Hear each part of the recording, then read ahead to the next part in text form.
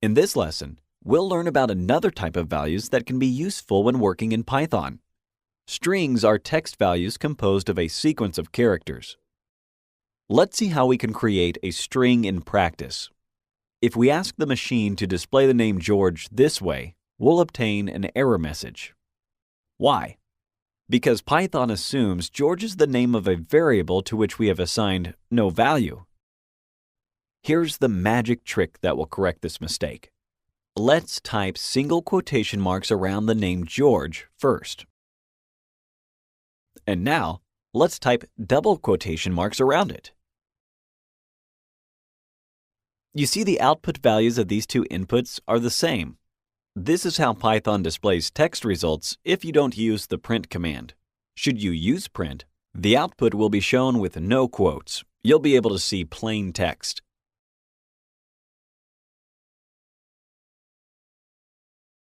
If we assign this value to a new variable, let's say x4, we can obtain its output as we did with the integers and floats. Alright, so that's it. If the values you'd like to assign are not numerical, the quotes can come into play. Assume the variable y is supposed to represent the number of dollars you have in your pocket. In addition, you would like to ask the machine to print out a statement that says y dollars, where y is a number. The proper way to combine the value of y and the string dollars is to use a plus sign, as shown here. Let's execute this cell to check if we are missing something. Apparently, we did not respect the rules of coding in Python. We cannot put different types of variables in the same expression. Y is an integer, and dollars is a string. We can convert y into a string. String, str, is the built-in function we need. Analogically to integers and floats, string will convert our number into text, and that will unlock our result. To summarize what we said so far, Python can automatically guess the type of data you are entering. It is within its capabilities to know for sure whether you have assigned an integer, a float, a boolean, or a string. You need not declare the types of variables explicitly, as you must do in some other programming languages. Python always knows the type of variable. What will happen if you type something like, "I'm fine"? You'll need the apostrophe in the English syntax, not for the Pythonic one.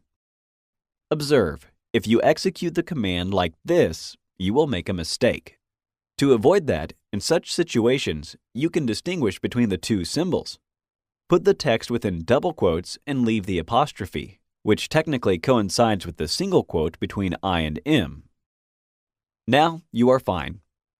An alternative way to do that would be to leave the quotes on the sides and place a backslash before the apostrophe within the phrase, and we'll still obtain the same correct result. This backslash is called an escape character, as it changes the interpretation of characters immediately after it. And what if we wanted to state press enter, where we put enter within inverted commas? Same logic. The outer symbols must differ from the inner ones. Put single quotes on the sides, and you obtained the desired result. Finally, let's go through a few ways of stating values. Say you wish to print red car on the same line. If I write it like this, two words next to each other, separated by a blank space, I'll see them attached. One trick would be to put a blank space before the second apostrophe of the first word. Let's see. Nice. That looks like the desired result. Another technique would be to sort of add one of the strings to the other by typing in a plus sign between the two, just as we did with the $10 example a minute ago. Okay. As your intuition probably tells you, if you print this combination instead, you'll obtain the same outcome, but it won't have the quotes on the two sides. And here's a new trick.